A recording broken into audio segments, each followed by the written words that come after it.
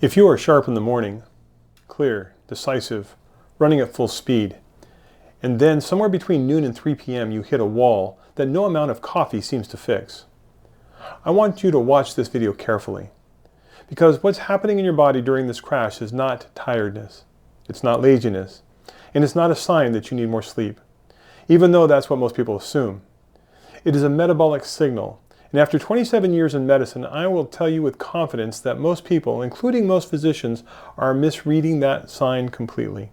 My name is Dr. John Torquato, and I'm a physician who specializes in metabolic health and executive performance. Today, I'm going to walk you through exactly what causes the post-meal energy crash and why it hits high-performing executives harder than almost anybody else, and what the research actually says about fixing it. This is not a video about eating less sugar and taking a nap. This is a physician-level explanation of what is happening inside of your body every single time you sit down for lunch, and why, for some people, that mechanism is quietly eroding their capacity to lead to the highest level.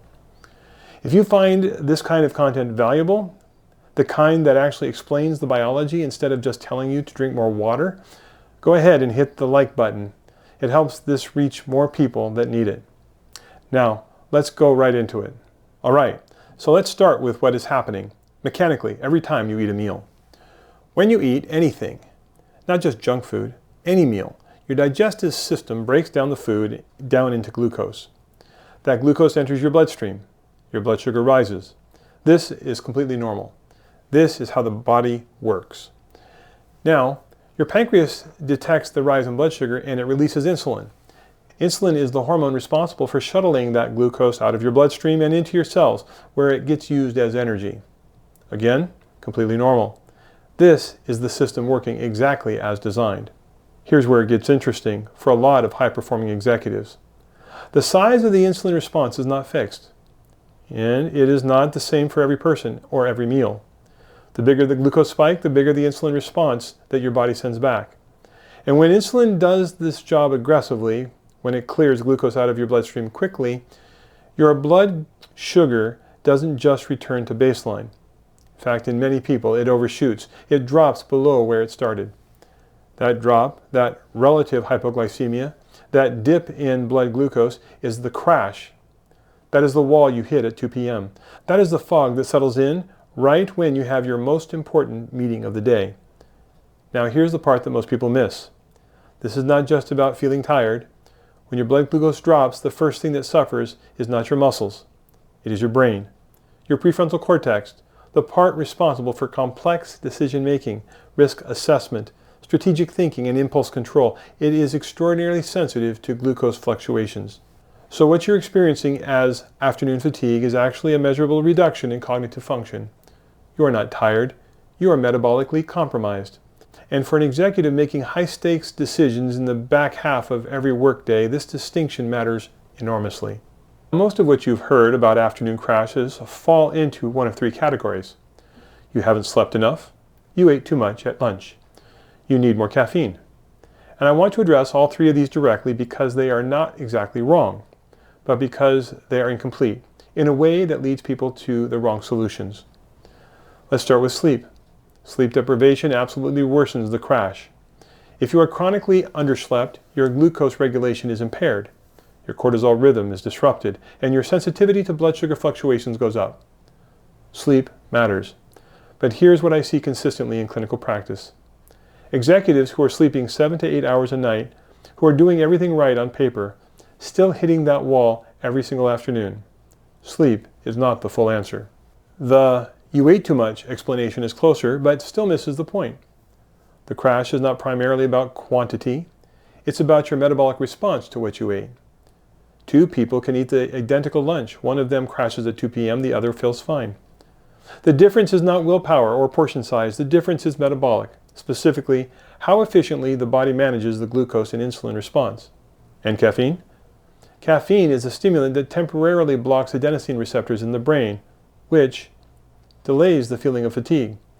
It does not fix the underlying glucose dynamics, it masks them, which is why the 3 p.m. coffee works for about 45 minutes and then you crash again, often harder than before. So the standard advice, sleep more, eat less, and drink coffee, addresses the symptoms, it does not address the mechanism. And the mechanism is what we need to talk about. The crash is metabolic and it is not motivational. By the way, I want to pause here for a second and ask you something. Drop a comment below and tell me, what time of day do you typically hit your wall? Is it right after lunch? Or does it creep in later in the afternoon? I read every comment and I am generally curious about the patterns that people are noticing because the timing actually tells us something clinically meaningful. So drop that in the comments and I will be reading, most with a lot of you who are watching. Because I want to explain why this crash does not affect everybody equally. Specifically, why the people who are working the hardest, leading the most, and carrying the highest cognitive load are often the ones who feel this the worst. And it comes down to one word: cortisol. Cortisol is your primary stress hormone. When you are in a high-demand environment, making consequential decisions, managing people, and navigating complex negotiations, running at the pace that most senior leaders run at, your cortisol levels are elevated. Chronically, not dangerously, but persistently above baseline. Now, here is the interaction that most people don't know about. Cortisol and insulin are directly antagonistic. Cortisol raises the blood sugar, insulin lowers it. When cortisol is clinically elevated, your body becomes less sensitive to insulin's signals. Your cells don't respond as efficiently, so your pancreas has to produce more insulin to do the same job. This is what we call insulin resistance. It is one of the most important and most overlooked metrics in executive health. What this means practically is that a high-performing executive under sustained cognitive and organizational stress has a fundamentally different metabolic response to a meal than someone with a lower cortisol. The glucose spike is higher. The insulin overshoot is more pronounced, and the crash on the other side is deeper. You are not imagining it. You are not weaker than you used to be. Your biology is responding to a load that you are carrying. And the more successful and high-performing you are, the more pronounced this effect tends to be because the load compounds over years, not weeks. I had one patient a few years back with no significant health issues on paper. He came in because he was losing efficiency for the entire afternoons to what he described as a fog that he couldn't shake. When we ran his markers, which were measures of insulin resistance, they were elevated in a range I could call a serious health warning. His annual physical had flagged nothing. Now I want to be clear about something. I'm not describing a disease. I'm describing a spectrum. And most of the executives that I work with are not sick. Their labs look normal. Their doctors tell them that they are fine. But normal and optimized are not the same thing. The gap between those two is where capacity quietly disappears. There is a measurement called HOMA, the homeostatic model assessment of insulin resistance, that gives us a precise picture of how efficiently your body is managing glucose and insulin right now. It is not a standard test that most annual physicals will run, but it is one of the most predictive markers that I have found for identifying executives who are operating below their biologic ceiling, often without knowing it. That is a much deeper conversation for another video, but I want you to know that it exists, because a lot of you watching this right now have never had that number checked. All right, so we understand the mechanism, and we understand why executives are particularly vulnerable.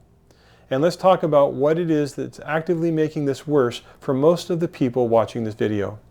And I want to be specific here because this is where the practical value is. Number one is what you ate for lunch, not how much. The glycemic impact of your meal determines the size of your glucose spike. High glycemic foods, which are refined carbohydrates, bread, white rice, anything processed, include a lot of things that are marketed as healthy.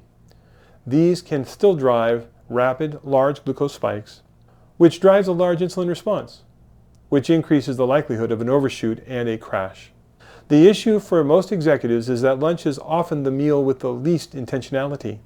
Breakfast may be controlled, dinner may be at home with some structure, but lunch is grabbed between meetings, whatever is available, and eaten in 8 minutes at the desk. And that lunch is often the highest glycemic meal of the day, right in the middle of the period when you need to be the sharpest. This is not about eating less, this is about eating with an awareness of what your specific meal is going to do in your glucose curve over the next 2 hours. Number two is what you did right after you ate. There is genuinely compelling research on the effect of light movement after a meal on glucose regulation. A 10-minute walk after eating has been shown in multiple studies to measurably blunt the post-meal glucose spike.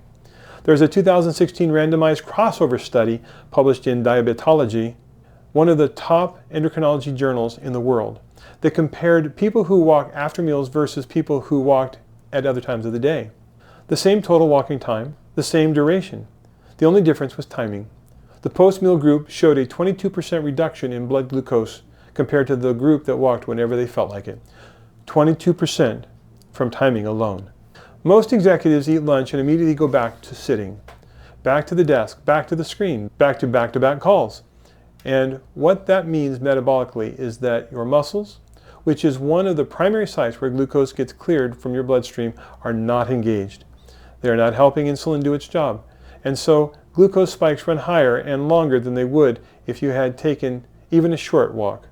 I'm not asking you to go to the gym at noon. I am saying that 10 minutes of walking after lunch is one of the highest return metabolic investments a business executive can make. The results of the research on this are clear, and it costs you nothing except 10 minutes. And number 3 is how you started your morning. This one surprises people because your afternoon crash is significantly influenced by the decisions you made before 9 a.m. Cortisol follows a natural daily rhythm and it peaks early in the morning. This is called the cortisol awakening response, and it is supposed to decline throughout the day. That natural decline helps set up your metabolic baseline for the afternoon. When you skip breakfast, when you have only black coffee in the morning, when you start your day with back-to-back high-stress interactions before your nervous system has had any time to regulate, you are disrupting the cortisol rhythm, and a disrupted morning cortisol pattern makes afternoon insulin-glucose interactions more volatile, not less. So the executives who are most vulnerable in this afternoon crash are often the ones whose mornings are the most chaotic. No food, high stress, running on caffeine from 6 a.m. to noon, and then wondering why they hit a wall after lunch. The afternoon is just paying the bill for the morning. Let's take a quick break here, and I want to mention something that is directly relevant to everything that I've been talking about in this video. I put together a free 28-minute video called the Executive Metabolic Audit. And what it does is walk you through the specific biologic markers, including insulin resistance, VO2 max, cardiovascular reserve, and cognitive endurance, that determine whether you are operating at your actual biologic ceiling or whether there is capacity that you are leaving on the table that you did not even know about. Most annual physicals do not measure any of these. And for executives in the back half of their career, these are the numbers that predict not just how you perform in the next quarter, but how you perform in the next decade. The presentation is free, it's 28 minutes, and for a lot of people who watch it, it explains things that they've been noticing for years but never had the clinical framework for. The link is in the description and the pinned comments below. Check that out when you finish this video. Okay, let's get back to it. So let's talk about what actually works, because I want to be honest with you about something first. There is a version of this conversation that ends with a supplement recommendation, or a specific dietary plan, or a 30-day protocol that you can buy. And I'm not going to do any of that because the evidence does not support a one-size-fits-all intervention for this problem. What the evidence does support, and what I have seen consistently over 27 years of working with high-performance people, is that the executives who successfully reclaim their afternoon performance share 3 characteristics. First, they know their numbers. Not the numbers of the standard blood panel, the metabolic numbers, the HOMA-IR, their fasting insulin, the VO2 max, the heart rate variability, the inflammatory markers. These are the measurements that tell you what is actually happening inside of your biology right now. Not what happened at your last physical 2 years ago. You cannot optimize what you do not measure. Most executives are making performance decisions with almost no biologic data. Second, those who are successful have a framework, not a list of tips. Tips are fragile. A framework is structural. The difference between the executive who sustains high performance through their 50s and one who gradually loses their edge is almost never willpower or discipline. It is whether they have a system that manages their biology the way that they manage their business. With metrics, with accountability, with regular calibration. And third, they address this earlier than feels necessary. The executives who wait until the crash is severe, until the cognitive decline is affecting their leadership, until their family is noticing, they wait too long. The window for correction is widest when the signals are still subtle, and recovery still takes a weekend instead of 6 months. When the lab numbers are borderline instead of diagnostic, the best time to address metabolic drift is before it becomes obvious. I see a lot of executives who are coming in frustrated because they feel like something has shifted. They can't point to a single thing that is wrong. Nothing dramatic has happened. They did not get sick. Their labs look fine, but they are not the same as they were 5 years ago, and they know it. That is not aging. That is metabolic drift. That is addressable, but only if you catch it while you still have margin to work with it. One businessman came to me at around age 58. This businessman felt his metabolism was slowing and he was performing less than at desired levels and with more effort and fatigue to accomplish the same amount of work. We noted that he was pre-diabetic in our evaluation and in the obese range of weight, despite not feeling excessively heavy. By carefully measuring and improving key indicators, he not only reversed his prediabetes and his fatigue, but also regained his energy and brought his metabolic health back onto track. Now he had the energy needed for a solid work performance, as well as the energy left over for the family at home when work was done. His journey is a hopeful woman I have worked with who made this shift, who went from managing their decline to actively protecting their capacity, consistently described the same thing on the other side. Sharper afternoons, faster recovery between difficult weeks, a return of the drive and clarity that made them successful in the first place. Not because they found a hack, but because they finally understood what was actually happening with their biology and they addressed it at the right level. Now, if what I have described today sounds familiar, if you recognize the crash, the gradual shift, the feeling of operating at less than full capacity without being able to understand why, I want to invite you to take one step. Watch the Executive Metabolic Audit video that I mentioned earlier. It's a 28-minute video, it's free, and it walks you through the specific framework that I use to evaluate executive metabolic capacity, including the markers most physicians never check and the patterns that consistently show up in the high performers who are losing ground they do not have to lose. The link is in the description and pinned to the comments below. You do not need to buy anything, you do not need to book anything, just watch the video and see if it explains what you have been experiencing. Because the goal is simple. It's not to make you healthier in some abstract sense, it's to make sure your biology is supporting the level of leadership you are trying to sustain, for as long as you want to sustain it.